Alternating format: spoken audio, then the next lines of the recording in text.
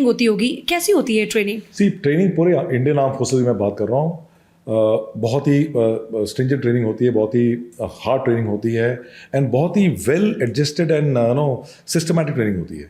तो वो ट्रेनिंग से क्या होता है कि गांव का आदमी और एक शहर का लड़का, उसको वो जवान या ऑफिसर बन रहा है, उसको इतना ट्रेन कर देते हैं कि he is now ready to वही प्रोसेस में जाना चाहिए। एक आम आदमी, एक जवान जो बनता है, उसका प्रोसेस क्या है? उसका प्रोसेस ये है कि जब वो भर्ती होती है, उनका भी प्रोसेस है कि पहले लंबी दौड़ करते हैं, फिर एग्जाम लिखते हैं, उसके बाद मेडिकल होता है, उसके बाद जो आते हैं आर्म वो फोर्सेस। तो फिजिकल फिटनेस की बात हो गई। No no no no then psychological भी? नो, तो पहले क्या होता है कि they do all this physical fitness act, then उनका रिटन एग्जाम भी होता है, उसके बाद देन उनका मेडिकल होता है, उसके बाद फिर मेरिट लिस्ट बनती है, उसके बाद वो आर्म फोर्सेस में आते हैं, रेजिमेंट में जाते हैं। मैं जवानों की बात कर रहा हूँ, नेवी में भी कुछ ऐसा ही सिलसिला है।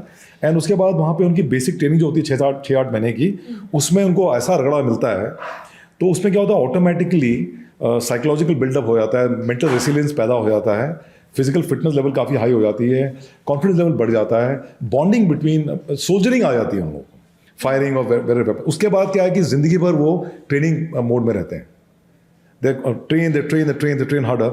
अब इसमें से कुछ ऐसे नुमाइंदे होते हैं जो वॉलंटियर करते हैं स्पेशल फोर्सेस के लिए। तो हालांकि जो हमारे सोल्जर्स हैं दे बहुत ही बेहतरीन हैं, फाइटिंग फिट हैं, they can do a lot of operations, लेकिन उनकी जो सिखलाई ऐसी होती है कि वो लोग 1-2-4-5 आदमी मिलके काम नहीं कर सकते, वो एक 30-40 पीपल का उनका झुंड होना चाहिए, तभी वो अच्छे से काम कर सकते हैं। उनकी ट्रेनिंग और उनकी रिक्वायरमेंट ऐसी है। Okay, team work. उनके ऑब्जेक्टिव भी ऐसे होते हैं, लार्ज बॉडी ऑफ पीपल।